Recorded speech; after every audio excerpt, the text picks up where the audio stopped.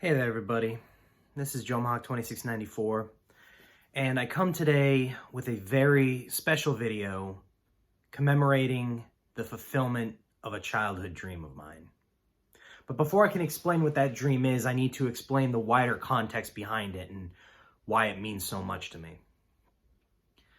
So to start off, for those of you who don't know, my dad, Captain Randall John Lynch, was a naval officer in the United States Navy.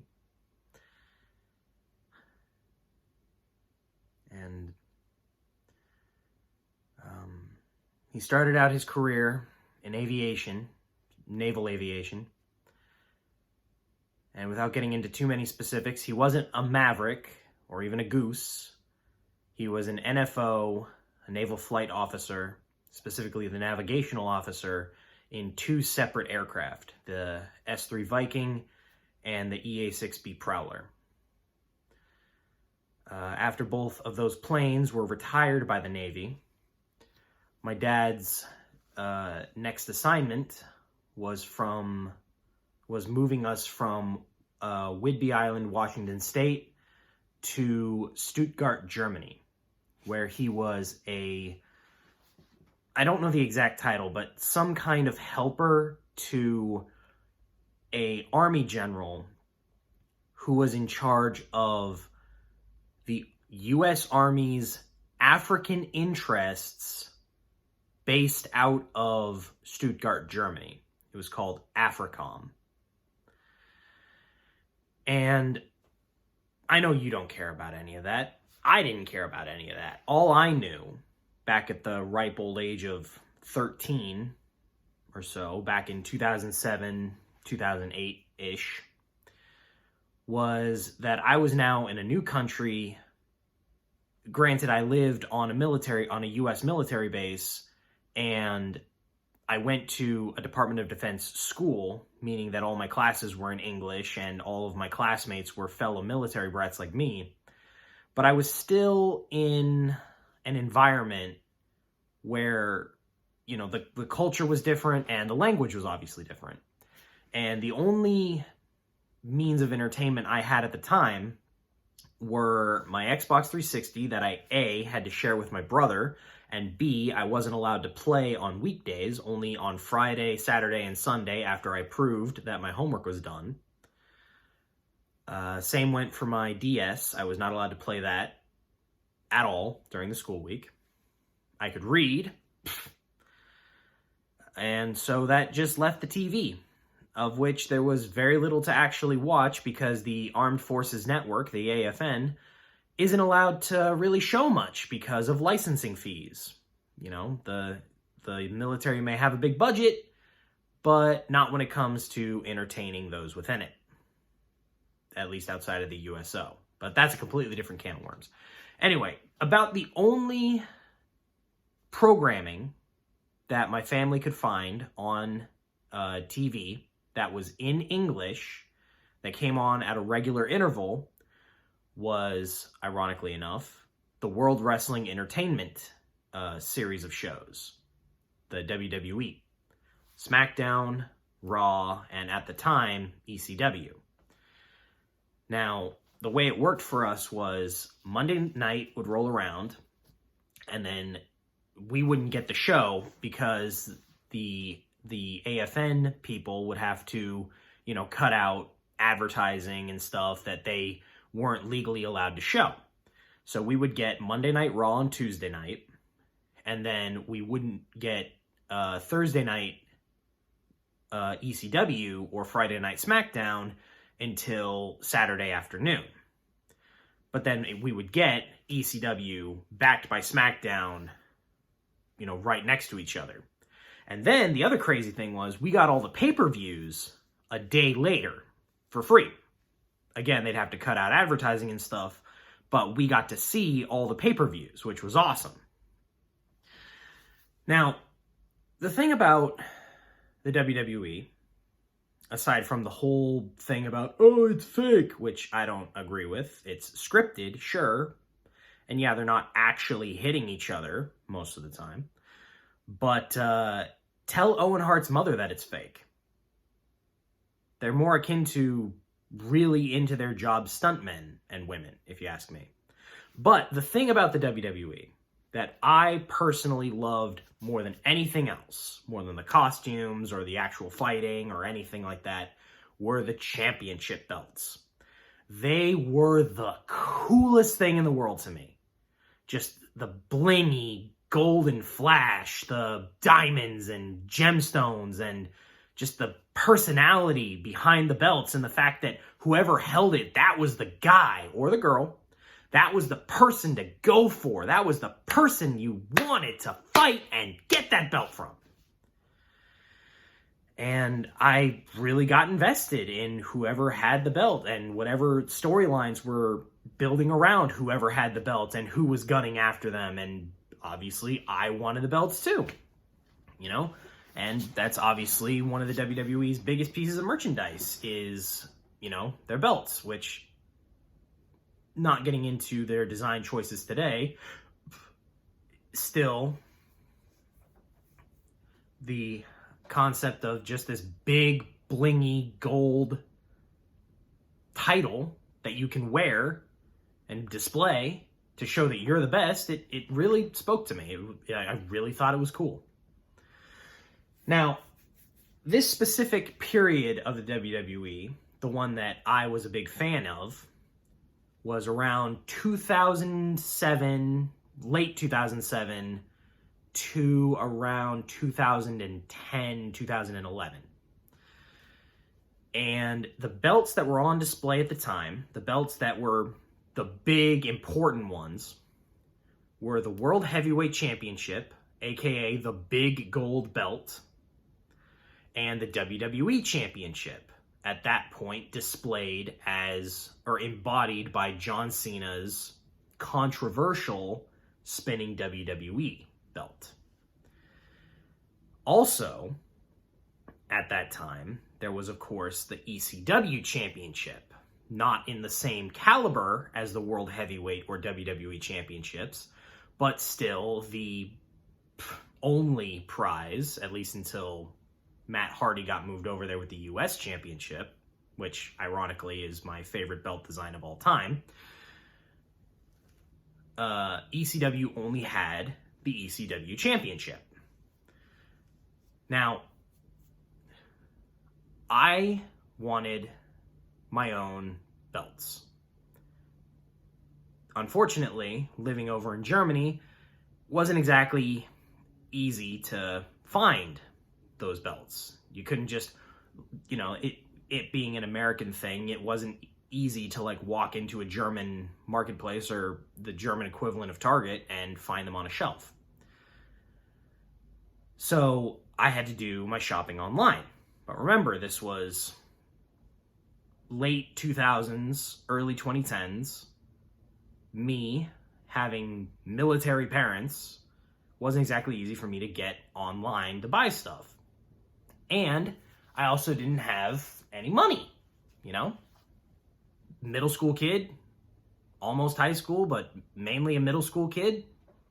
I didn't have any money. I had like an allowance of like $20 a week, I think.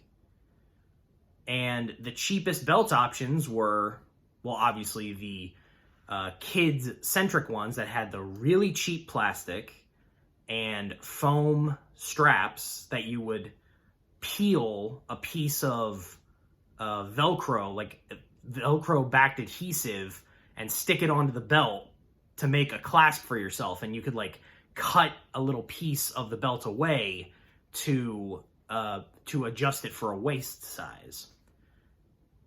That was the cheapest option, and it was actually the first belt that I did purchase, which was the United States Championship. But then, looking in the WWE magazine, which my parents gifted me a subscription to, I saw an advertisement in the middle of it for what they called commemorative belts, which were basically mid-tier, midline belts. They had plastic plates, like harder, more durable plastic than the kids' $30, $40 options, and polystyrene rubber plastic for the belt buckles. The only like bit of metal, alloy, whatever were in the snaps. And they were $100 plus shipping, handling, plus tax, especially because they were getting, imported to Germany from America. But my parents told me that if I really, really wanted one, I would have to save up the $100, and I would then pay them the $100, and they would handle the shipping, tax, whatever, and that was how I could get my belt. So I saved up my allowance for several months, and eventually had enough to purchase this bad boy.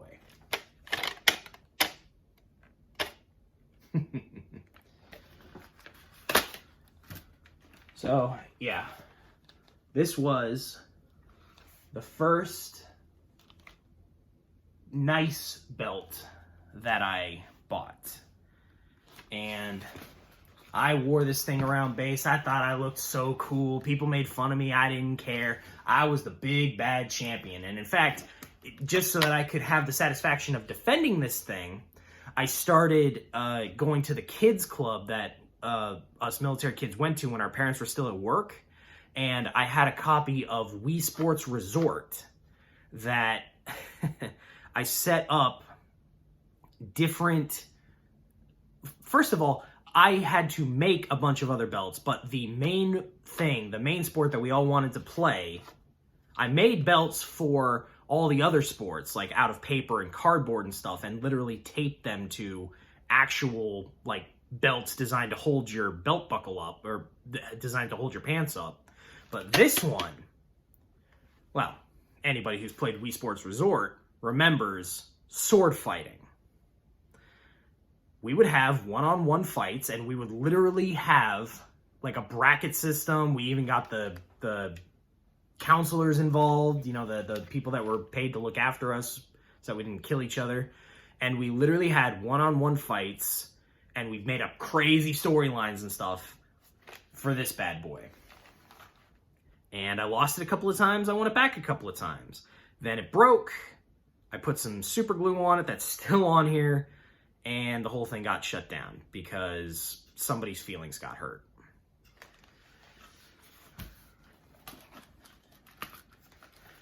But my appetite for wrestling gold had been sated for a little while. But it slowly began to build back up. And I realized that I had one of the big championships. Of course, I wanted the other one. So I once again saved my money, paid my parents, and about a couple weeks later, the big gold belt found its way to my door. This is, in my opinion, one of the most, if not the most, iconic belts in all of professional wrestling. Not just the WWE, but all of professional wrestling. It's big, it's shiny, it's in your face. And honestly, when Edge walked out through smoke wearing this thing, it looked badass.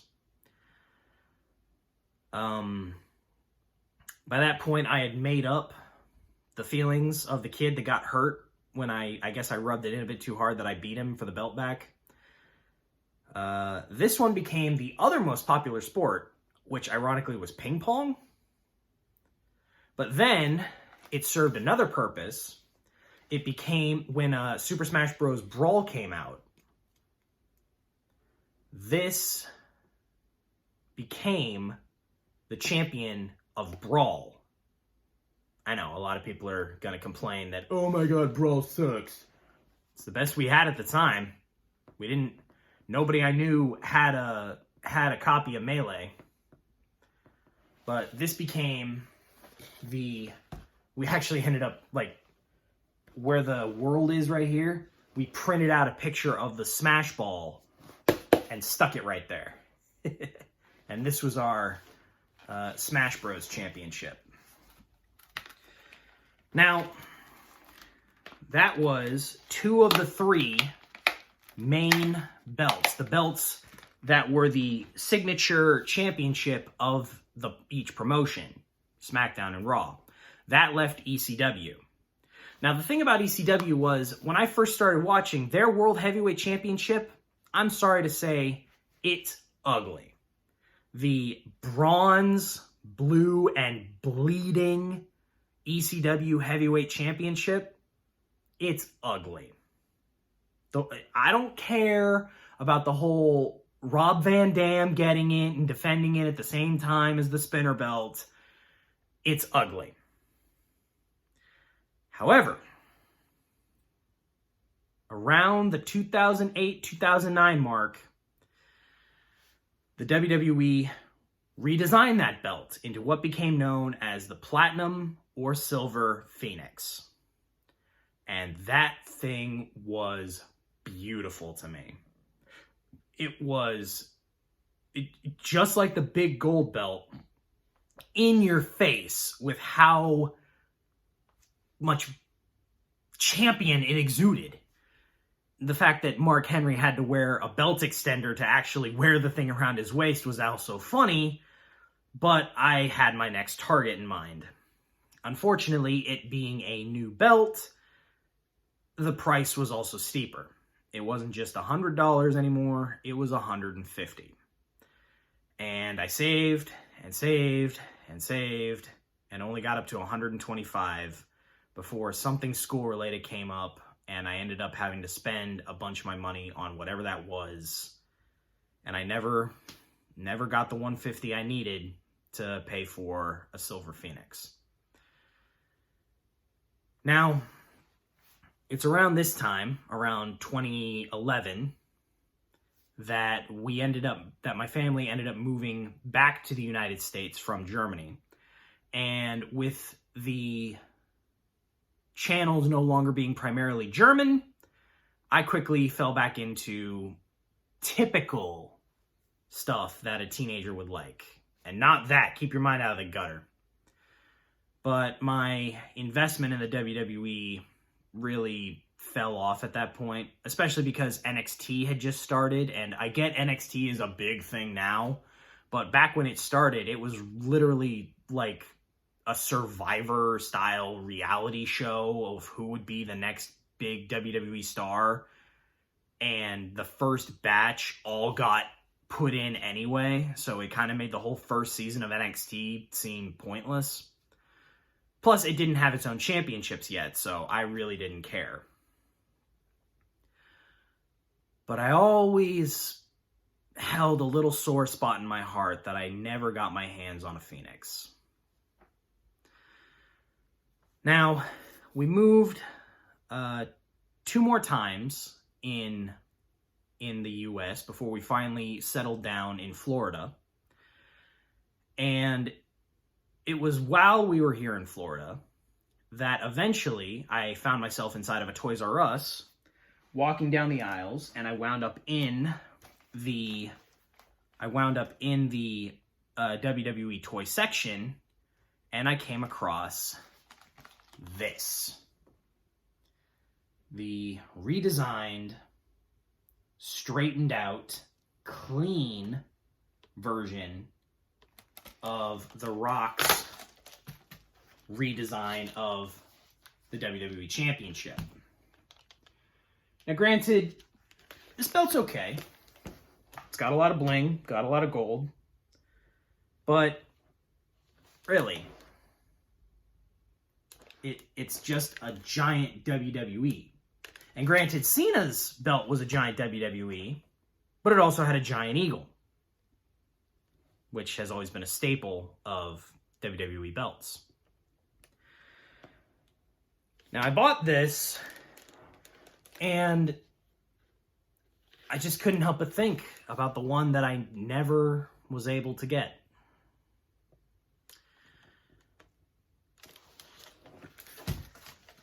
Now, as much as I'd fallen off the WWE bandwagon, and I could not tell you the first thing about the promotion today, aside from the fact that literally 2 days ago, the WWE was bought by the same company that owns the UFC and are now going to merge the UFC and the WWE into one conglomerate company, and I have no idea how the hell that's supposed to work. I still always held that flame in my heart for the Phoenix, for that ECW Silver Phoenix. I wanted it. And finally, after really establishing myself in my current job, I decided, screw it, I'm going to get one. So I started shopping, started looking around. And unfortunately, the only ones that people were selling were either the kids version, which had upgraded from foam to like some kind of plasticine felt that you could adjust where you put the Velcro, which made more sense than snipping off a piece of foam. But that was literally the only version people were selling. That or like an actual real replica that they were selling for some insane amount of money. Like I think I've seen one for like $1,200, $1,300, $1,600. I mean, it's a nice belt, but it's not that nice, at least not to me. But as I was browsing eBay, I came across a seller. The seller's name is Bunny Sports. Bunny Sports is a fantastic custom belt creator. And for an insanely low price,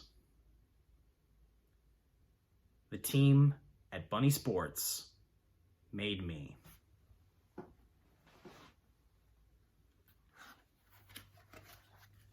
my very own Phoenix. The crazy thing is, this is not the same as the other 3 belts I showed you. This is genuine leather. This is genuine zinc plating. This thing is freaking heavy. But more importantly, I finally completed my collection. I finally have all 3 of the childhood belts that really just entranced me those couple of years I was a wrestling fan. I finally have the big gold belt, Cena's blinged spinner, and from the ashes, my own beautiful, custom-made, I don't know if you can tell, but that's navy blue dye, not black. I finally have my own custom ECW Platinum Eagle, Platinum Phoenix.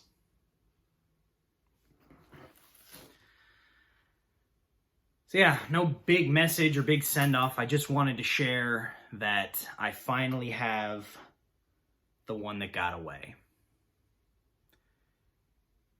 And I think, well, if I ever have another belt that I want, and I'm pretty sure there are at least 2 more that I want, I'd be checking out Bunny Sports if I were you, because that is where I'm going to be doing all of my belt shopping from now on. See ya.